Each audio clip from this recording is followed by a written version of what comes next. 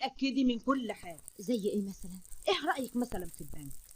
باباكي مش بيبعتك ساعات تصرفي له فلوس منه؟ ايوه. واحنا بنسحب كام مصروف للبيت في الشهر؟ مش حاجه معروفه؟ ايوه. خلاص، انت تحاولي تعرفي الحساب بتاعه كام، واللي سحبه في الشهرين الاخرانيين كام. ان طلع ما سحبش حاجه نبقى ندور على باب تاني نتحرى منه. وان طلع سحب يبقى طبعا هدايا، استعدادات للجواز، طلبات للست هانم. احنا مش اللي دخل بيتنا طول الشهرين اللي فاتوا معروف. طبعا يا ماما.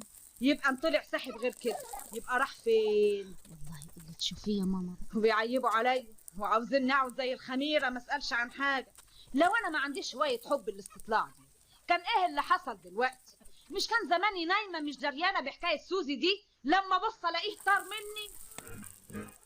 الله، مين؟ مديحه؟ ايه اللي جايبك هنا في البنك يا مديحه؟ مين؟ بابا؟ بقول لك ايه اللي جايبك هنا في البنك؟ لا ابدا، ده انا